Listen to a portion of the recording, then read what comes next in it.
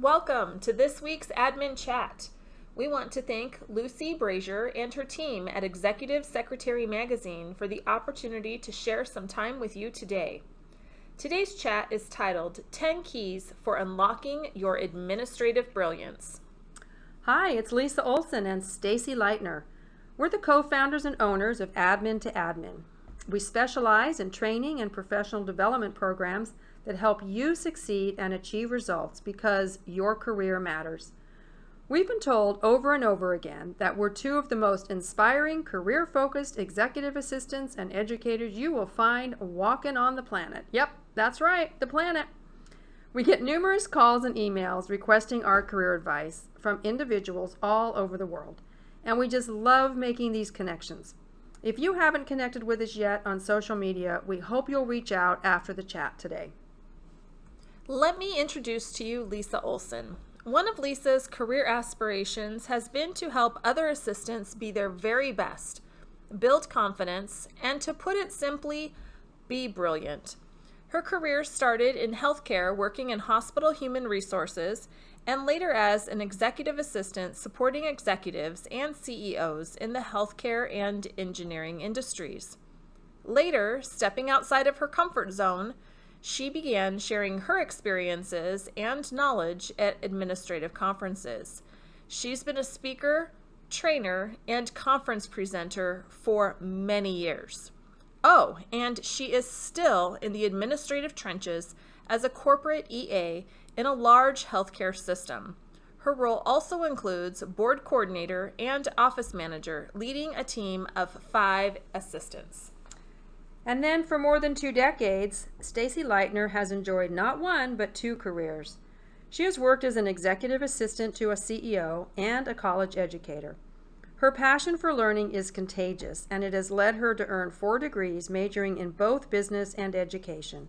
Stacy pushes the limits to see what she's capable of and encourages others to do the same. She definitely encouraged me when I decided to go back to graduate school. Launching Admin to Admin has offered us incredible opportunities to collaborate, educate, and inspire. We just love what we do, and we're so glad that you've joined us today. The workload of the administrative professional is ballooning. Trust us, we know. We spend our days, nights, and occasionally weekends influencing and working side by side extraordinary leaders and decision makers, scheduling meetings, preparing travel itineraries, overseeing board packet distribution, taking meeting minutes, supervising a team of professionals, responding to emails, answering the phones, and so much more. Jeez, that just sounds exhausting, but we love it. We certainly do. You know, each of us has a unique DNA cocktail, if you will, that gives rise to distinctive aptitudes, talents, and abilities. Too often, we're hard on ourselves and focus on our flaws. It's so important to validate our potential and learn the art of leveraging our strengths. This chat today is about looking through the keyhole, and we're going to give you 10 ideas on how you can unlock your administrative brilliance. Some of them will resonate more than others, but I think all of them will be good reminders to even the most experienced assistant. So key number 1 is to know yourself. Self-awareness is key. Know why you were hired. Know what you have to contribute. You should want to be at your job. The space and purpose should just feel right. If we aren't honest about that, it can have a trickle-down effect and you can lose productivity. If we are less productive, the quality of our work can suffer and we are more likely to be negative. Do a self-evaluation and just be honest with yourself. Know your strengths, identify your weaknesses, and know your gaps. It's the foundation for our remaining 9 keys. Self-awareness is really about having a deep level of understanding when it comes to your skills, values, interests, behaviors, and simply what motivates you. You really get to know yourself by understanding your strengths. So believe in your strengths and then nurture them. One of my favorite quotes is by someone named Marilyn von Savant. She used to do a weekly article in Parade magazine, which was in our Washington Post newspaper that I read every week growing up. And at the time, she had the highest IQ in the country. And so she would answer different random questions. And I remember that this was a quote that I kept, and I found it again recently as we were getting ready for this admin chat.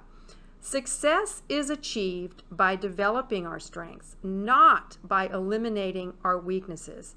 So it's so important, as we're discovering our administrative brilliance, to believe in our strengths and then nurture our strengths. Don't be so worried about eliminating our weaknesses. They will take care of themselves as we're developing our strengths. The idea is to master our strengths and outsource our weaknesses. So don't be afraid to seek some input from other people. Maybe gather together a balanced, diverse group individually and ask them about your strengths. And then maybe start to recognize some patterns. So let's talk about some of those patterns that you might feel when under pressure. So those could be courage under pressure, high ethical standards, perseverance, curiosity, being poised, and organized. Once you can gain clarity, then play to those strengths by sharing them with others. It can also help you to recognize if you are suffering from job misfit. In other words, would another position or industry be better suited for your talents and strengths? One of the areas that Lisa and I really like to focus on is looking at this slide where it helps us to identify our assets, which can be your strengths, gaps, which can be areas of weakness, prospects, or you can think of that as opportunities, and hurdles. Sometimes this is referred to as a SWOT, and we really think that it's valuable when we can do this as a self-reflective exercise and being more self-aware. So if you look at the assets that you bring, things that you're really good at, experience that you've acquired, knowledge that you have, or just some unique characteristics, make a list and identify what your assets are. Look at your weaknesses, or what we like to call gaps, areas where maybe you can improve or refine, maybe gaps that you might have in some of your skill sets. And then maybe look at some of the opportunities that you have for improvement, processes, maybe for yourself. Maybe those are routines. Maybe those are processes within the office.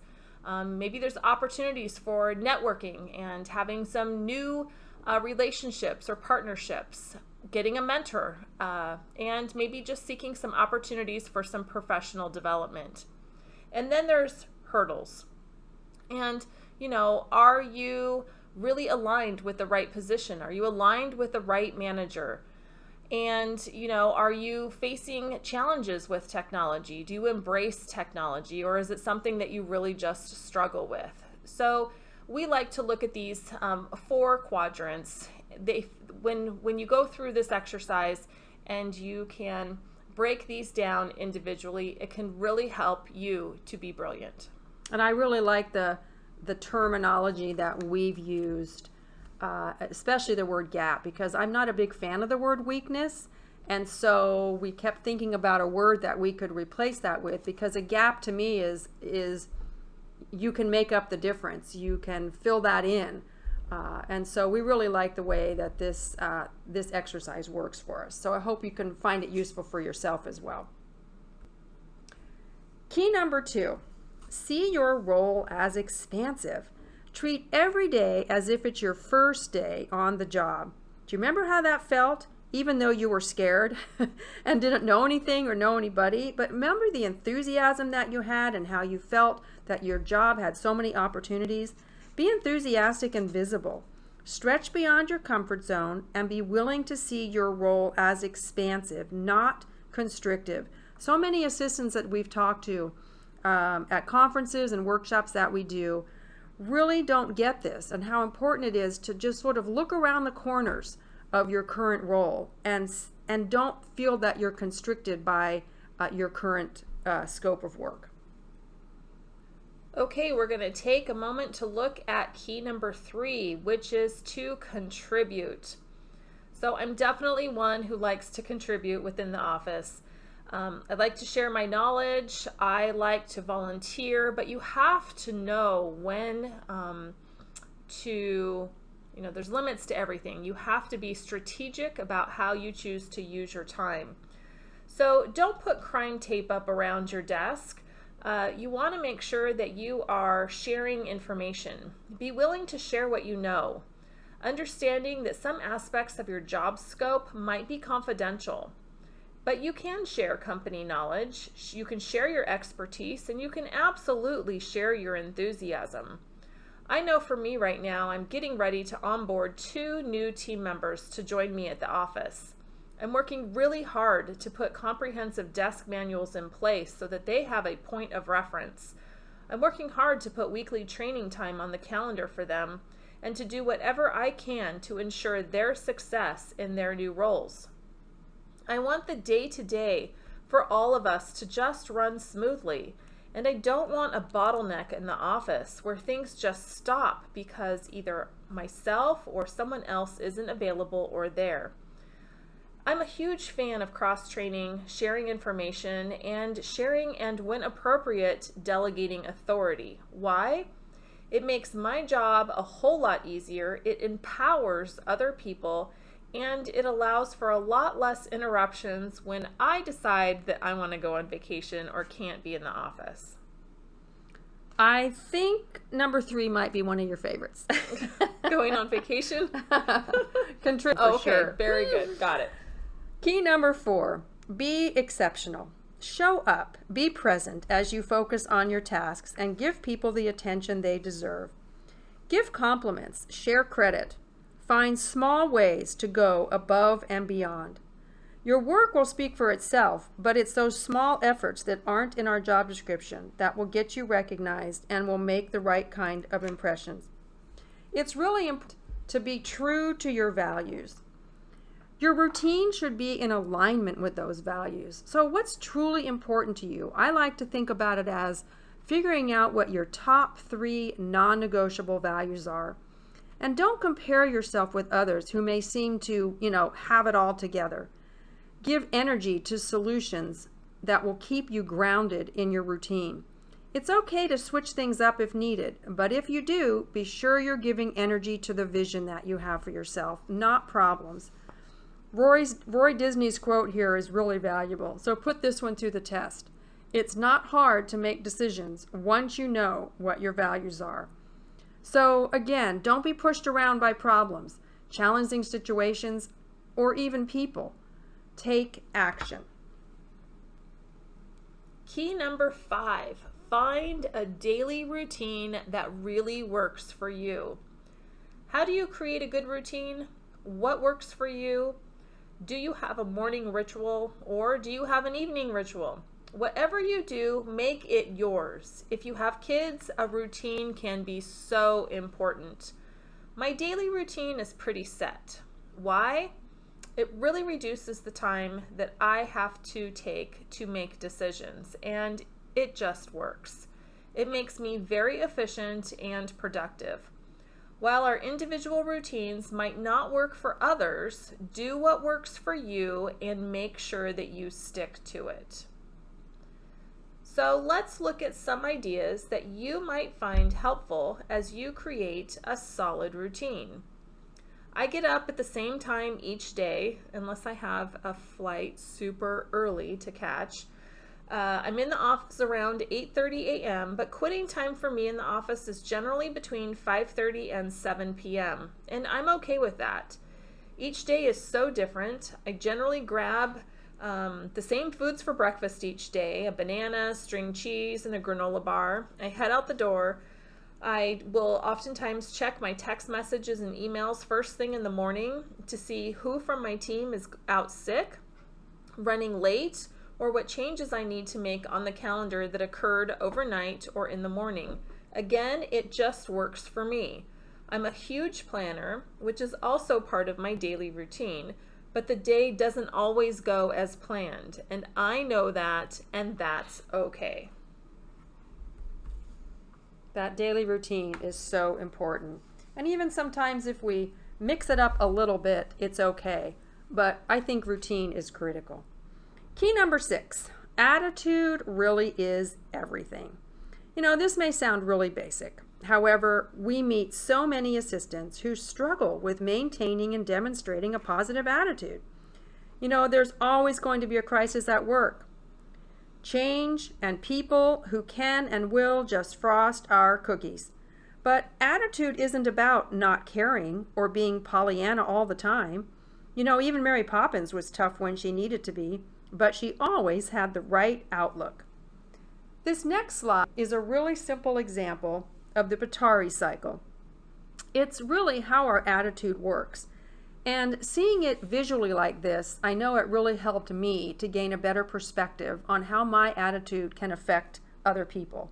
So starting at the top with my attitude, whether it's positive or negative, affects my own behavior, which then affects someone else's attitude, which then affects their behavior. So it's a cycle, and I'm sure that you have experienced this in the workplace. If you're having a tough day and your attitude is less than professional, be willing to readjust and realign and make the necessary changes so it doesn't affect others.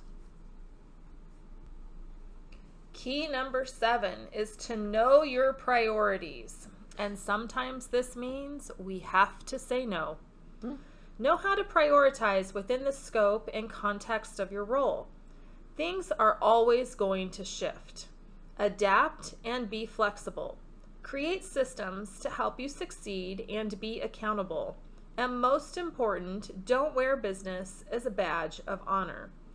So really when it comes to, knowing your priorities, it's, what needs to be done today? What needs to be done this week? What can actually wait?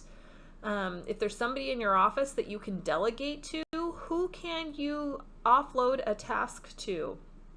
I think it's just really important to make sure that you are spending your time on the right things and not just being busy. Point, Stacy. This chart here is a great visual. So take a moment to review it on your own time to see where your priorities are landing.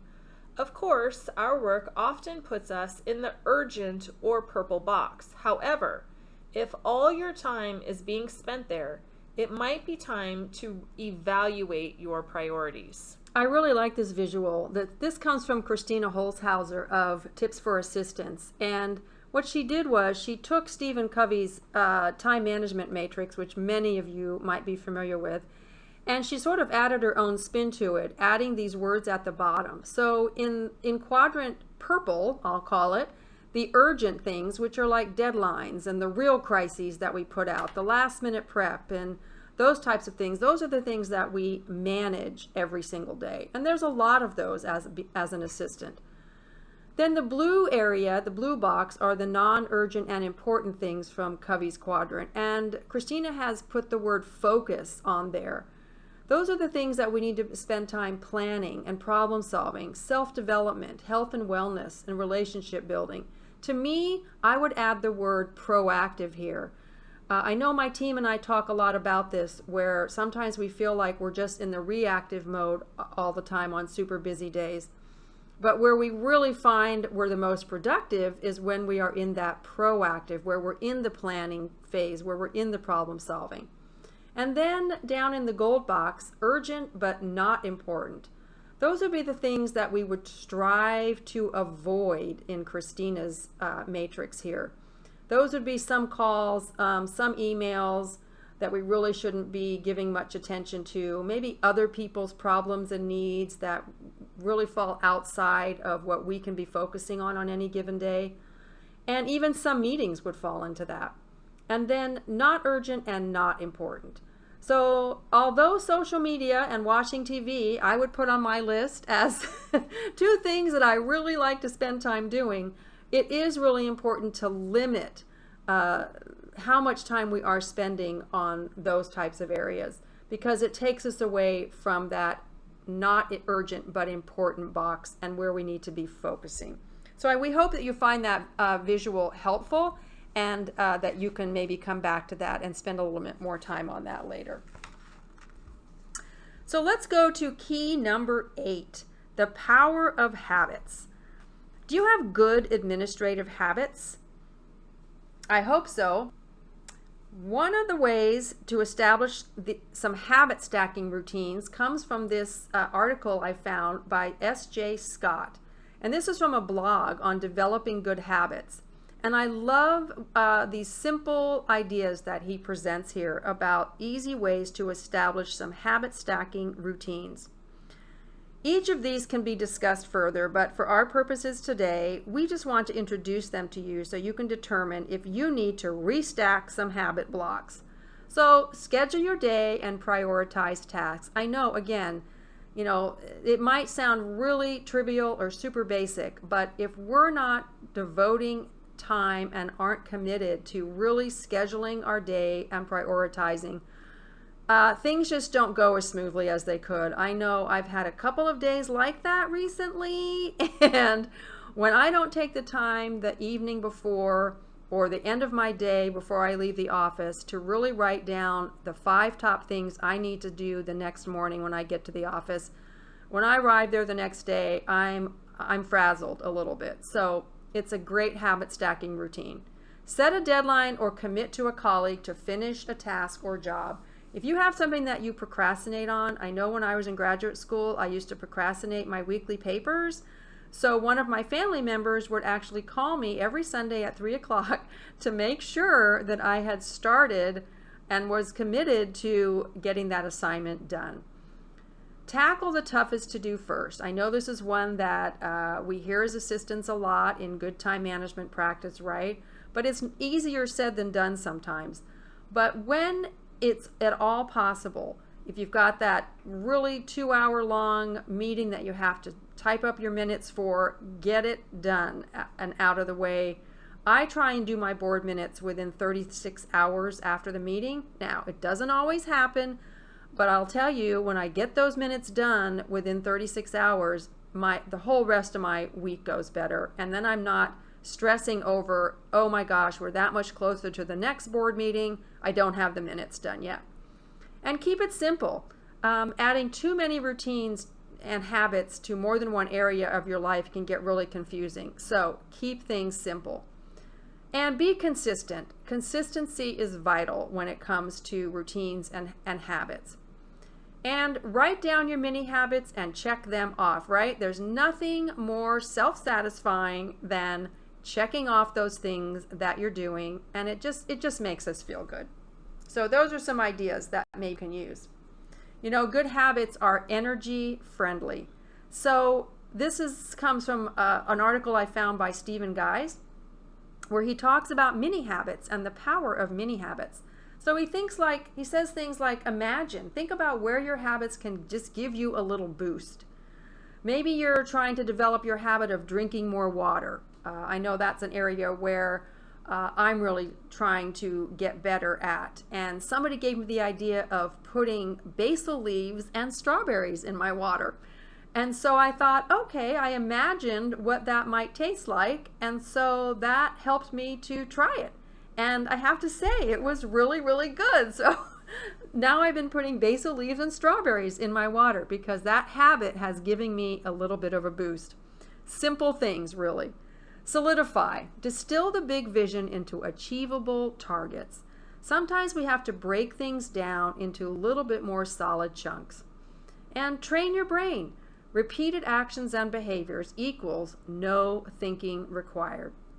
Be patient. There's no set rule for how many days it takes to build a habit. It's a myth, right? That 28 days to build a habit. Well, for you it might take a little longer. For me it might take a little less.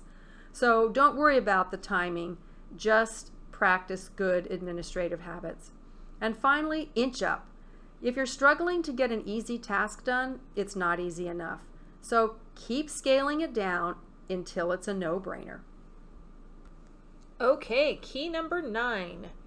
Distance yourself from negativity. No good comes from negativity. If you feel that you are suffering from negativity, pull back the onion layers and find out why. This goes all the way back to our key number 1, know yourself. So discover the root. Is it the people? Is it an issue with your manager? Is it the culture? Is it a lack of challenges, or is it workload? Step into your administrative brilliance by getting to the root of the issue instead of resorting to negativity. It just takes so much energy, and it's just not a good place for you to live. Absolutely not. And finally, we've gotten to key number 10. Celebrate. Be sure to celebrate your small wins and accomplishments. On your way home from the office at the end of the day, or even if you work from home, take 5 minutes to review the day and do a quick mini celebration of your triumphs. You know, Michelangelo was once asked about his process for creating sculptures. He simply stated that he saw the sculpture in the marble beforehand, and that all he had to do was carve into the marble until he could set it free. Well, we all have administrative brilliance waiting to be carved out too. So use some or all of these keys to unlock yours. We really want to thank you for joining us today for this admin chat. Connect with us on social media and let us know how you are using some of the keys to unlock your own administrative brilliance. If you're interested in diving deeper into any of the keys that we have shared with you today, we provide on-site workshops for each of them. So contact us for more information. And we want to thank you for, again, joining us today. Have a great day. Thanks.